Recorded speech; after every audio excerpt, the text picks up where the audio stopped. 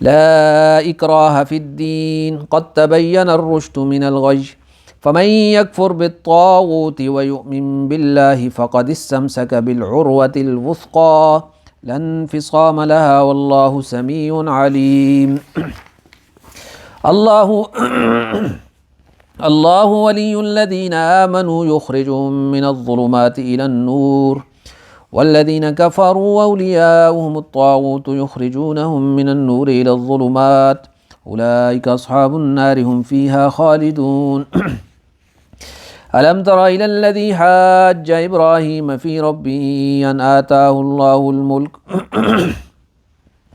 اذ قال ابراہیم ربی الذی یحیی ویمیت قال انا احیی وامیت قال ابراہیم فإن اللہ یأتی بالشمس من المشرق فأت بها من المغرب فبہت الذی کفر واللہ لا یہدی القوم الظالمین۔ صدق اللہ العظیم۔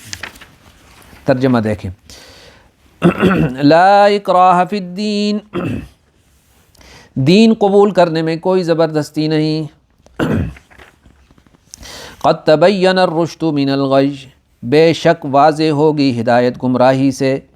فمن یکفر بالطاغوت، پس جو کوئی انکار کرے طاغوت کا، گمراہ کرنے والے کا، ویؤمن باللہ، اور یقین کرے اللہ کا، فقد استمسک بالعروۃ الوثقی، تو یقیناً اس نے مضبوط حلقہ تھام لیا، لا انفصام لہا، جو ٹوٹنے والا نہیں ہے، واللہ سمیع علیم، رب اللہ خوب سننے والا جاننے والا ہے۔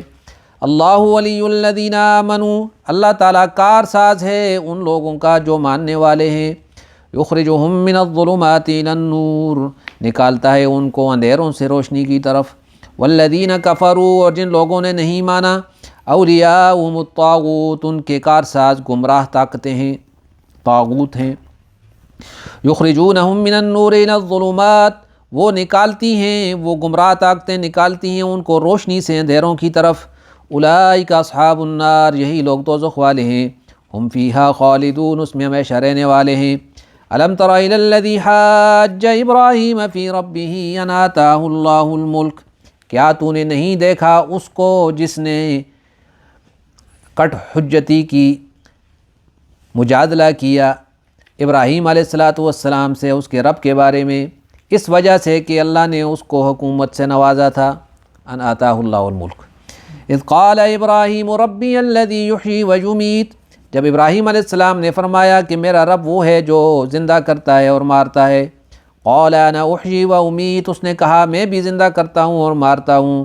قال ابراہیم فإن اللہ یأتی بالشمس من المشرق، تو ابراہیم علیہ السلام نے فرمایا کہ بلا شبہ میرا رب سورج کو مشرق سے لاتا ہے، فأت بها من المغرب، پس تو اس کو مغرب سے لے آ، فبہت الذی کفر، تو پس ہکا بکا رہ گیا وہ کافر۔ واللہ لا یہدی القوم الظالمین، اور اللہ ناانصافوں کو راہ نہیں دیتا۔ صدق اللہ العظیم۔ جی 3 آیات کریمہ آپ کے سامنے تو تلاوت ہوئیں اور ان کا ترجمہ بھی دیکھ لیا آپ نے، اور کچھ تھوڑی سی آپ کو مضمون سے آشنائی ہو گئی۔ تو لا اکراہ فی الدین، دین کے قبول کرنے کے بارے میں زبردستی نہیں ہے کہ زبردستی کسی کی گردن پہ تلوار رکھ کر کہا جائے کہ تم اسلام قبول کرو، ایسا اسلام قبول کرنے کا کوئی کانسیپٹ اسلام میں نہیں۔ تو اکراہ جبر کو کہتے ہیں، تو دین کے بارے میں جبر نہیں ہے، لیکن جب مسلمان ہو گیا تو پھر اس پر جو قانون لاگو ہوگا وہ جبر میں نہیں آتا، کہ جب آپ نے دیکھا کہ کوئی آدمی کسی بھی جگہ کو قبول کر لیتا ہے، اس جگہ کا اپنا یعنی ملازم بنتا ہے یا کسی ملک کا شہری ہوتا ہے، تو اس کے قوانین اس پہ لاگو ہوتے ہیں۔ تو اسلام کے دائرے میں جو آدمی داخل ہو گیا تو اس کے قوانین پر عمل درآمد اسے کرنا پڑے گا، لیکن کسی کو زبردستی اسلام میں کھینچ کے لانے کی اجازت نہیں ہے، کیونکہ اسلام دل کی قبولیت کا معاملہ ہے۔ ایک آدمی دل سے ایک چیز کو قبول ہی نہیں کرتا تو زبردستی سے کیا فائدہ ہوگا، کیونکہ اللہ تعالیٰ تو دلوں کو دیکھتا ہے۔ اس لیے اس کے الٹ جو مسئلہ ہے کہ انسان کی زبان اقرار کرے اور دل سے اس کو تصدیق کرے، جیسے آپ پڑھتے ہیں کہ آپ آمنت باللہ کے آخر میں اقرار باللسان، زبان سے اس کا اقرار ہو، اور تصدیق بالقلب، اصل چیز ہے تصدیق قلبی۔ تو دل اگر اس کا ساتھ نہیں دیتا تو اس کی کوئی حقیقت نہیں ہے۔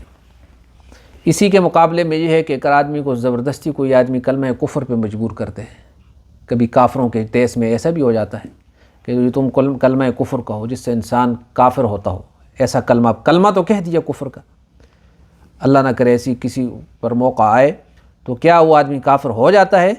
تو سورۃ النحل میں اس کا جواب، ایسے واقعات ہوئے تو آیات اتری جن میں فرمایا کہ اگر کوئی آدمی کلمہ کفر حالت جبر میں، حالت اکراہ میں اگر کسی پر زبردستی کر کے نکالا جائے اس کی زبان سے، وَقَلْبُهُ مُطْمَئِنٌ بِالْإِيمَانِ، لیکن دل میں وہ اس کو برا جانتا ہو اور ایمان پہ مطمئن ہو، تو اس پر کوئی بھی پکڑ نہیں ہے، وہ مسلمان ہی سمجھا جائے گا۔ اچھا جی، تو اسی طریقے سے پاگل آدمی ہے یا جس کا دماغ چلا گیا ہے، اس کے کلمات کا اعتبار نہیں ہوتا، ٹھیک ہے جی، نہ وہ قابل پیروی ہوتا ہے۔ بہت سے لوگ ہوتے ہیں نا ادھر ادھر کی باتیں کرتے رہتے ہیں، اس کو لوگ مجذوب کہتے ہیں یا مختلف آپ دیکھتے ہیں معاشرے میں، تو ان کی وہ باتیں جو خلاف شریعت ہوں، لوگوں کا مسئلہ کیا ہوتا ہے کہ خلاف شریعت باتوں کو بھی چونکہ فلانا بزرگ ہے، مجذوب ہے، تو اس کو بھی حق سچ سمجھ کر ویسی باتیں سیدھے لوگ بھی کرنے لگ جاتے ہیں۔ یہ ممنوع ہے، کیونکہ وہ بیچارہ دماغ اس کا جو ہے ہلا ہوا ہے، تو آپ تو اس کی پیروی مت کرو۔ آگے ارشاد ہے قد تبین الرشد من الغی، کہ سچائی جو ہے اور ہدایت جو ہے وہ گمراہی سے بالکل واضح ہو گئی ہے کہ ہدایت کیا ہے اور گمراہی کیا ہے۔ قرآن مجید اتر گیا، یہ ہدایت کی کتاب ہے، اس کی شروع میں آپ نے پڑھا ھدی للمتقین، یہ ہدایت کا ذریعہ ہے، نور ہے، اس کو قرآن قد جاءکم من اللہ نور، آ گیا نور تمہارے رب کی طرف سے، وہ کتاب مبین، اور واضح کتاب اتر آئی، تو اب ہر چیز واضح ہو گئی ہے۔ اس کے بعد ایک آدمی جو ہے وہ ہدایت کے مقابلے میں گمراہی کو پسند کرتا ہے تو اس کی مرضی۔ اس کے بعد ارشاد ہے فمن یکفر بالطاغوت، جو کوئی کفر کرے گا طاغوت کا، انکار کرے گا طاغوت کا، ویؤمن باللہ، اور ایمان لائے اللہ پر، تو ایسا آدمی کون ہے؟ فقد استمسک، اس نے تھام لیا، بالعروۃ الوثقی، العروہ کا کیا معنی کیا؟ ہلکا، ہلکا جو ہوتا ہے نا، ہلکا کسی چیز کا، ہلکا کڑا، بالکل سادہ معنی کرو تو کڑا، الوثقی مضبوط، ایسا کڑا کہ جس کو آپ ہاتھ ڈال دیں تو وہ ٹوٹے نہ، ٹھیک ہے جی۔ تو یہ وہ عروۃ الوثقی سے مراد کیا ہے؟ تو اب دیکھیں، اللہ پر ایمان، لا الہ الا اللہ، اس کا اقرار کرنا، یہ عروۃ الوثقی ہے، یہ مضبوط کڑا ہے۔ انسان کے ہاتھ میں ایمان کا یہ کڑا اگر باقی رہ گیا تو وہ بچ جائے گا۔ جیسے دریا میں کوئی آدمی گر جاتا ہے نا، تو اس کو وہ ہاتھ پاؤں مارتا ہے کہ کسی جگہ سے میری جان بچنے کا کوئی سامان ہو جائے، تو اچانک اگر اس کے ہاتھ میں کوئی چیز آتی ہے، کوئی کڑا آتا ہے، کوئی رسا آتا ہے ہاتھ کو، جہاز کا یا کوئی چیز، تو اس کو مضبوطی سے پکڑ لیتا ہے، پھر چاہے اس کا جسم جو ہے نا کتنا ہی تکلیف میں کیوں نہ ہو، وہ کوشش کرتا ہے کہ میں اس کڑے کو نہ چھوڑوں، کیونکہ اس سے میری زندگی وابستہ ہے۔ تو ایسے ہی دنیا کے اس جو سمندر ہے جہاں پہ کفر کے تاریکیاں ہیں، ظالم ہیں، طاغوت ہیں، ان میں انسان ایمان کے، اور بعض نے اس عروۃ الوثقی سے مراد قرآن مجید لیا کہ یہ مضبوط کڑا ہے، کہ اس کے ساتھ جو چمٹ گیا تو وہ مضبوط، وہ سالم رہا۔ بعض نے ایمان کہا، بعض نے سنت کہا، تو یہ ساری باتیں ایک ہی ہے اصل میں، کہ جو ایمان اور اس کے متعلقات کو ہاتھ میں پکا پکڑ لیا، اس نے کلمے کو جس نے سیکھ لیا اور اس کو اپنا جو ہے بچاؤ کے لیے ہاتھ میں پکڑ لیا، تو وہ بچ گیا۔ تو لن انفصام لہا، یہ ایسی چیز ہے جو ٹوٹنے والی نہیں ہے، واللہ سمیع علیم، اللہ سننے والا ہے اور علم رکھنے والا ہے۔ آگے ہے اللہ ولی الذین آمنوا، اللہ تعالیٰ کارساز ہیں ان لوگوں کے جنہوں نے ایمان لایا۔ تو اس کے مقابلے میں ظاہر ہے کہ اللہ نے فرمایا جیسے پیچھے کہ وہ اللہ ہی کارساز ہے، اور اللہ کے ایمان کا کڑا جس کے ہاتھ میں آ گیا تو وہ ناکام نہیں ہے۔ تو ظاہر ہے کہ اس کے مقابلے میں جو خدا کو نہ ماننے والے لوگ ہیں وہ بھی کہہ سکتے ہیں جی ہمارے بھی بڑے ہیں، ہمارے بھی بڑے مضبوط کڑے ہیں، ہماری بھی چلتی ہے، حکومتیں ہیں ہماری، پاور ہے ہماری۔ تو اس کا اللہ نے رد فرمایا کہ اللہ ولی الذین آمنوا، اللہ ولی ہے ان لوگوں کا جو ایمان والے ہیں۔ ولی اصل میں یہ قرآن کی اصطلاح ایسی ہے کہ جو کافی گہرا معنی رکھتی ہے. ایک معنی کے ساتھ آپ اس کو جو ہے نا بیان نہیں کر سکتے.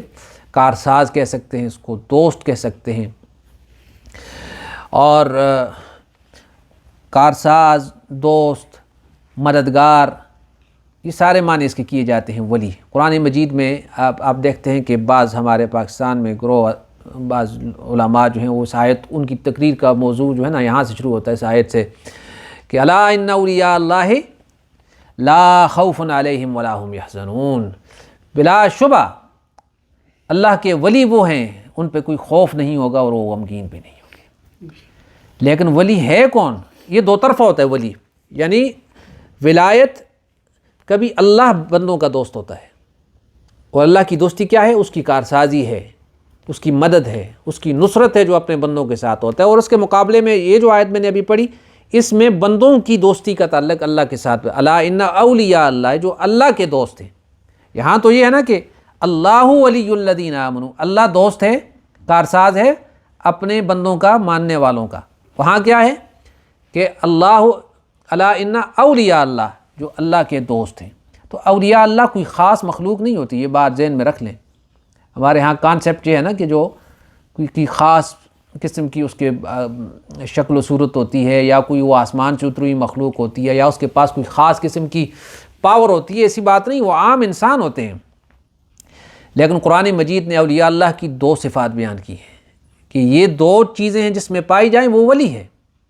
یہی جو آیت میں نے ابھی پڑھی, الا ان اولیاء اللہ لا خوف علیہم ولا هم یحزنون, ان پہ کوئی خوف نہیں ہے اور وہ غمگین میں نہیں ہوں گے. آخرت میں تو بالکل یہ پکی ہے بات کہ خوف بھی نہیں ہوگا, ان پہ غم بھی نہیں ہوگا. اور دنیا میں بھی سچی ہے یہ بات کہ جو اللہ کے خاص ولی ہوتے ہیں ان پہ دنیا میں بھی خوف اور غم نہیں ہوتا. یہ بقدر ایمان ہوتا ہے. اس کے بعد اولیاء اللہ کی دو نشانیاں اس آیت کے متصلاً کون سی ہیں؟ الذین آمنوا وکانوا یتقون, یہ وہ لوگ ہیں جو ایمان والے ہیں اور تقوی والے ہیں, وہ ولی ہے. تو جو ایمان رکھتا ہو اللہ پہ, تو ظاہر ہے کہ ایمان کے درجات ہیں. ایک عام آدمی ہے جس نے صرف لا الہ الا اللہ محمد رسول اللہ پڑھا ہے, تو ظاہر ہے کہ وہ ایمان کے تقاضوں سے واقف نہیں ہے, کائنات میں اللہ کی جو شانیں ہیں اس سے واقف نہیں ہے. کل یوم ہوا فی شان, ہر روز اس کی ایک نئی شان ہے, اس کے ساتھ وہ جلوہ گر ہوتا ہے. کسی کو رزق دے رہا ہے, کسی کو اٹھا رہا ہے, کسی کو گرا رہا ہے, کسی کو زندگی دے رہا ہے, کسی کو موت دے رہا ہے. ہوا یحیی و یمیت, ہوا اضحک و ابکا, کسی کو ہنسا رہا ہے, کسی کو رلا رہا ہے. یہ شانیں ہیں اللہ کی. قومیں کہیں عروج پا رہی ہیں, کہیں پہ گر رہی ہیں. تو جو آدمی اللہ کی ان شانوں سے واقف ہوتا ہے, جتنا زیادہ واقف ہوتا ہے وہ اتنا ہی اللہ کے قریب ہوتا ہے, اس پہ ایمان رکھنے والا ہوتا ہے اور اس کا ولی ہوتا ہے. لہٰذا اس کی زبان پر تفویض کا کلمہ ہوتا ہے کہ جیسے رب کی مرضی. وہ اگر اس کی جان پہ بھی آ جاتی ہے, اس کے مال پہ بھی آ جاتی ہے, تو حضرت ایوب علیہ السلام کی طرح وہ صبر و شکر کا پیکر بنا رہتا ہے. یہ نہیں ہوتا کہ آپ دیکھتے ہیں بعض دفعہ چونکہ ایمان کی کمزوری ہوتی ہے ہم لوگوں میں کہ کہیں کوئی تھوڑی سی تکلیف پہنچتی ہے نا تو لوگوں کو اللہ کا گلہ کرتے ہوا ہم دیکھتے ہیں, جی صرف اللہ کو میں ہی ملا تھا, ہمارا ہی گھر نظر آتا ہے. ایسی باتیں آپ عورتوں کی زبان سے سنتے ہیں, مختلف قسم کے ایسے واقعات سامنے آتے رہتے ہیں. ہمارے علاقے میں ایک جگہ پہ ایک فوتگی ہو گئی تو وہ عورت جو ہے نا کہنے لگی ان کو زبان میں, اے خدا کو ہستی کار لبے دے. میں آج پڑھ رہا تھا کہ مفتی صاحب کہ یہ کفر یا کلمہ کفر ہے, مطلب نہ سمجھیے ایمان کی کمزوری ہے. حالانکہ دیکھیں اللہ اپنی مرضی سے کام کرتا ہے, کسی کا پابند نہیں ہے. اس میں ہمارے لیے خیر ہے یا ہمارے لیے شر ہے یہ اللہ جانتا ہے. تو اس لیے میں عرض کر رہا ہوں کہ ایمان جتنا قوی ہوتا جاتا ہے نا تو اللہ کی شانوں پر انسان کو یقین کامل حاصل ہوتا جاتا ہے. تو اس لیے وہ تکلیف ہو اس پر خوف نہیں ہے, اس کے دل پہ حزن نہیں ہوتا اس کی. الا ان اولیاء اللہ لا خوف علیہم ولا هم یحزنون الذین آمنوا وکانوا یتقون. اب آگے اس کے بعد کیا ہے؟ لہم البشریٰ فی الحیات الدنیا, دنیا کی زندگی میں بھی ان کو آپ بشارتیں سنا دیں. مرنے کے بعد تو ہے یہ لہم البشریٰ فی الحیات الدنیا وفی الآخرہ. اور یہ اللہ کے وہ کلمات ہیں جو بدلتے نہیں ہیں, لا تبدیل لکلمات اللہ ذالک هو الفوز العظیم, اور یہ ہے جو بڑی کامیابی ہے. تو اس لیے ہم یہ دعا کریں کہ اے اللہ تو ہمیں بھی اپنی ولایت کا حصہ نصیب فرما. ٹھیک ہے جی. آپ اپنے گھر میں بیٹھ کر، میں اپنے گھر میں بیٹھ کر بھی ولی بن سکتا ہوں. ضروری نہیں ہے کہ کسی خانقاہ پہ کسی پیر صاحب کے ہاتھ پہ بیعت ہونے کے بعد ہی آدمی ولی بنے گا. نو، ایسا کوئی کانسیپٹ نہیں ہے. ہاں، کسی نیک آدمی کے ساتھ تعلق کا فائدہ یہ ہوتا ہے آدمی کو کہ وہ اس کی رہنمائی کرتا رہتا ہے. ٹھیک ہے جی. جماعت کے ساتھ آدمی جب چلتا ہے تو فائدہ کیا ہوتا ہے کہ ایک دوسرے کو دیکھ دیکھ کر انسان آگے بڑھتا ہے. کیونکہ اکیلا آدمی ہو تو عمل میں کمزور ہوتا رہتا ہے اور کرتے کرتے عمل سے دور ہی ہو جاتا ہے. یہ فائدہ ہوتا ہے جماعت کا. تو اللہ جو ہے ولی ہے، کارساز ہے. اور کرتا کیا ہے اللہ؟ اس کارسازی کیسے کرتا ہے؟ یخرجہم من الظلمات الی النور، نکالتا رہتا ہے ان کو. یہ یخرجہم، یہ یخرج اخراج سے نکالنا ان کو. اب یہ جو ہے صیغہ ہے مضارع کا. مضارع جب قرآن مجید میں آتا ہے تو اس میں دو معنی میں نے آپ کو عرض کیے تھے، ایک حال کا معنی ہوتا ہے اور ایک استقبال کا معنی ہوتا ہے. تو اس میں استمرار کا معنی بھی ہوتا ہے. استمرار یعنی ایک کام کنٹینیوسلی ہوتا ہے، یہ نہیں کہ ایک دو بار ہو گیا اور پھر رک گیا. یخرجہم، ان کو نکالتا رہتا ہے. کہاں سے؟ من الظلمات الی النور، اندھیروں سے روشنی کی طرف. یہاں دیکھیں آپ، ظلمات جمع ہے، ظلمت کی جمع ظلمات آتی ہے. اندھیرے مختلف قسم کے ہوتے ہیں. کہیں کفر کا اندھیرا ہے، کہیں ظلم کا اندھیرا ہے، کہیں بدعت کا اندھیرا ہے، کہیں اللہ پہ جو ہے نا بے یقینی کا اندھیرا ہے. تو یہ سارے اندھیرے کئی قسم کے ہو سکتے ہیں، اس لیے اس کے حساب سے ظلمات جمع آیا ہے. اور نور ایک ہوتا ہے. ہدایت کا نور صرف ایک ہے، لہذا واحد آیا ہے. قرآن کی بلاغت کو دیکھیں کہ ایک معنی میں کتنے معنی چھپے ہوئے ہیں. تو یخرجہم من الظلمات الی النور، اگر کوئی گناہ کی ظلمت میں پھنسا ہوا ہے لیکن دل کے اندر اس کے طلب صادق ہے تو اللہ تعالیٰ یخرجہم من، اس گناہ کی ظلمت سے اس کو نکالے گا ایک دن، کیونکہ وہ ولی ہے. تو ایک دعا میں ایک دعا اور بھی شامل کر لیا کریں کہ اے اللہ تو میرا ولی بن جا ایک، اور مجھے ہر قسم کے اندھیروں سے نکال کر تو مجھے نور عطا فرما.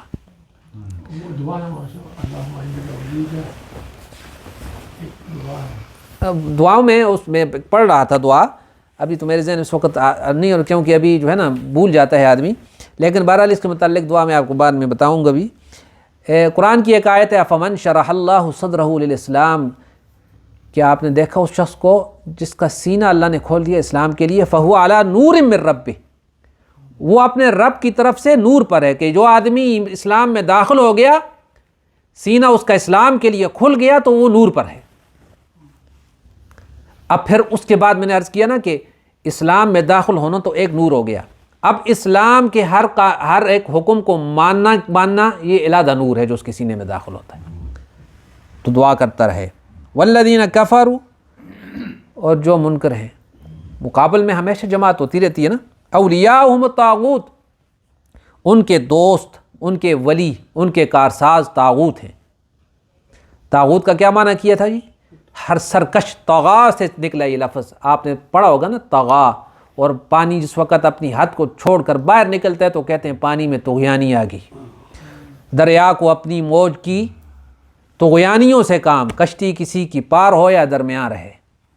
تو بات یہ ہے کہ جس وقت کوئی چیز اپنی حد سے جو مقرر ہوتی ہے نکل کر باہر ہو جاتا ہے تو اس کو کہتے ہیں طغا. یا بغا کا لفظ بھی آتا ہے اس کے ساتھ مل کر، کبھی بغاوت کے معنی میں ہوتا ہے. صحیح ہے جی.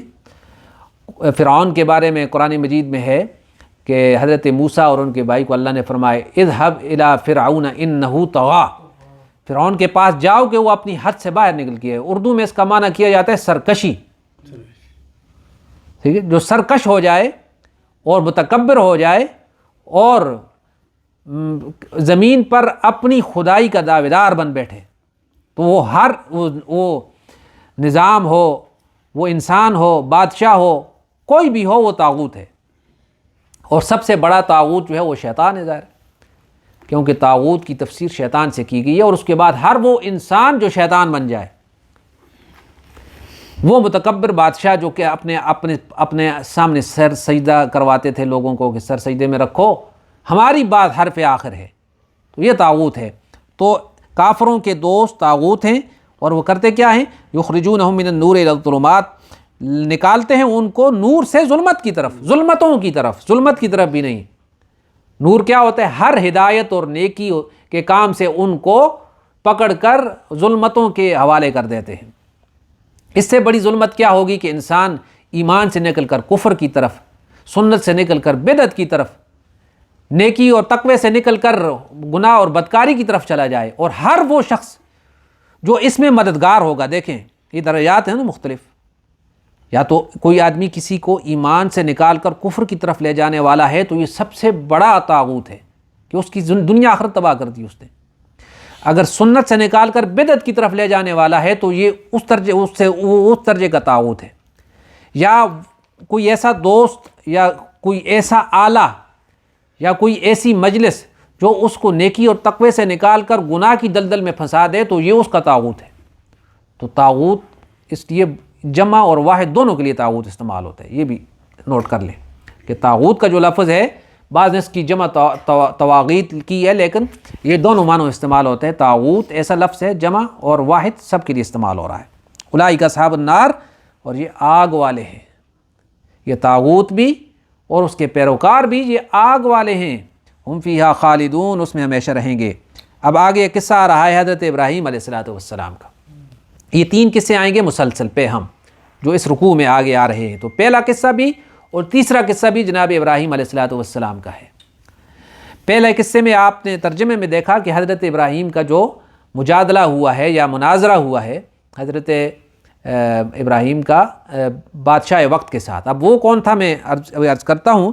اور تیسرا جو واقعہ ہے حضرت ابراہیم کا، وہ اللہ کے ساتھ گویا ایک مکالمہ ہے ایمان کے متعلق، تو وہ اپنی جگہ پہ آئے گا۔ اور بیچ میں حضرت عزیر علیہ السلام کا ایک واقعہ ہے، اس کی بھی ایک تاریخی پس منظر ہے اور اس کے بعد آیات آئیں گی۔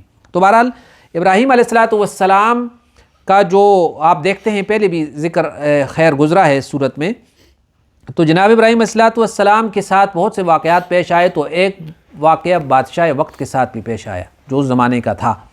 اور زیادہ تر مفسرین کا قول، یہ قرآن میں تو نام نہیں آیا، قرآن میں نام نہیں ہے بادشاہ کا، لیکن مفسرین اکثر اس پر متفق نظر آئے کہ یہاں پہ جو بادشاہ تھا وہ نمرود تھا، اور اس کا نام آپ سنتے رہتے ہیں علماء سے۔ نمرود کون تھا؟ نمرود بابلی جو تھا یہ عراق کا بادشاہ تھا، میسوپوٹیمیا یہی کہتے ہیں نا انگریزی میں اس کو، وہ جو زمین جو ہے دجلہ و فرات والی زمین، اس زمان اس کو 2 قسم کے نام اس زمین کے لیے کتابوں میں آتے ہیں۔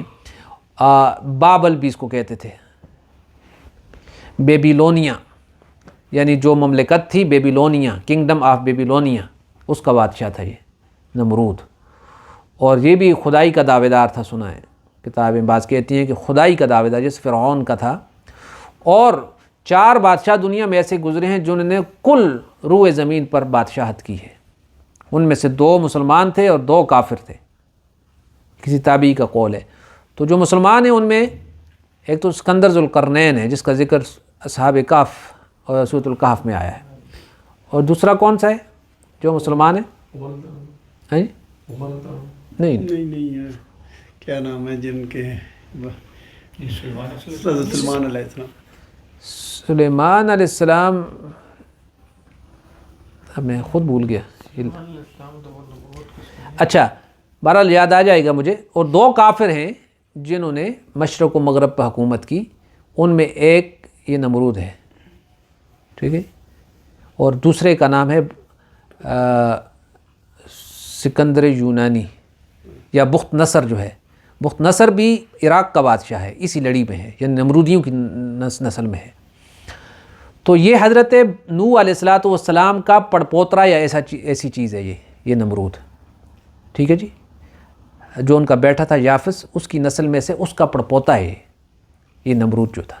اور اس کو اللہ نے بڑا یعنی حکومت عطا کی تھی، اور اس کی حکومت جو ہے اور بہت طاقتور بھی تھا۔ ظاہر ہے کہ آپ جانتے ہیں کہ ابتدا میں جب کائنات کی ابتدا ہوئی ہے تو لوگوں کی عمریں بھی زیادہ تھیں، طاقتیں بھی زیادہ تھیں، تو اس طاقت کے گھمنڈ میں اس نے، اور جناب ابراہیم علیہ السلام آپ جانتے ہیں کہ جس زمانے میں پیدا ہوئے ہیں، تو بعض روایات میں آتا ہے کہ ان کے ساتھ سیم وہی واقعہ پیش آیا ابراہیم علیہ السلام کے والد اور والدین کے ساتھ جو حضرت موسیٰ علیہ السلام کے ساتھ واقعہ ہے، کہ اس کے منجمین نے بھی اور اس کے جو ستارہ شناس تھے انہوں نے بھی کہا تھا کہ ایک آدمی پیدا ہوگا جو تمہاری حکومت کے زوال کا ذریعہ بن جائے گا، تو اس نے بھی بچوں کو قتل کرانا شروع کیا۔ تو حضرت ابراہیم علیہ السلام کی والدہ جو تھیں ان کو لے کر ایک دور پہاڑی پہ چلی گئی، وہاں پہ جو ہے جب تک جوان نہیں ہوئے تو وہیں رہیں، جب جوان ہوئے تو حضرت ابراہیم علیہ السلام واپس شہر آئے، بابل شہر عراق کے شہر میں، اور پھر جو ہے نا مختلف جو واقعات آپ پڑھتے ہیں قرآن میں بھی اور روایات میں بھی، اور انہی میں یہ واقعہ ہے جس وقت حضرت ابراہیم کا شہرہ اٹھا ہے تو یہ بادشاہ تک بات پہنچتی ہے کہ وہ چیلنج کر رہا ہے، اور اس چیلنج کا جو ہے نا بادشاہ نے آیا میرے سامنے آ کر بات کرے۔ تو جناب ابراہیم علیہ السلام گوئے آپ یہ اندازہ لگائیں کہ ایک ظالم اور سرکش بادشاہ، یہ سرکشی کا ایک سرکش بادشاہ، یہ طاغوت تھا، تو گویا وہ جو طاغوت کا پہلے قرآن نے کلیم کیا، یہ اس کی ایک مثال ہے طاغوت کی۔ تو حضرت ابراہیم علیہ السلام کیا کرتے ہیں، اس طاغوت کا مقابلہ کرنے کے لیے رب کے بندے بن کر اس کے دربار میں جاتے ہیں۔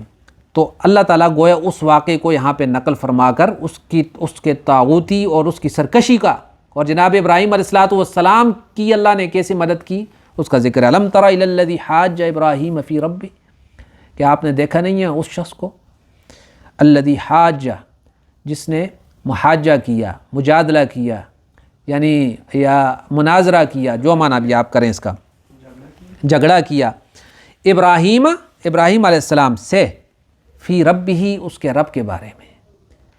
کیوں جھگڑا کیا؟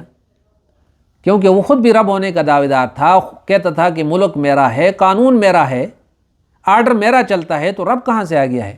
ان آتاہ اللہ الملک، اس وجہ سے کہ اللہ نے اس کو دنیا میں بادشاہت عطا کر رکھی تھی، اس بنیاد پر اس نے جھگڑا کیا حضرت ابراہیم علیہ السلام سے۔ اب آگے گفتگو ہے، اس کی کچھ تفصیلات ہیں۔ اذ قال ابراہیم، جب ابراہیم علیہ السلام نے فرمایا ربی الذی یحیی و یمیت، میرا رب تو وہ ہے جو زندہ کرتا ہے اور مارتا ہے۔ اب گویا ابراہیم علیہ السلام تعارف کروا رہے ہیں اس رب کا جس کا تعارف اللہ نے آیت الکرسی میں کرایا، الحی القیوم۔ تو وہ فرماتے ہیں ربی الذی یحیی و یمیت، میرا رب وہ ہے جو زندگی دیتا ہے اور موت دیتا ہے، وہ رب ہے۔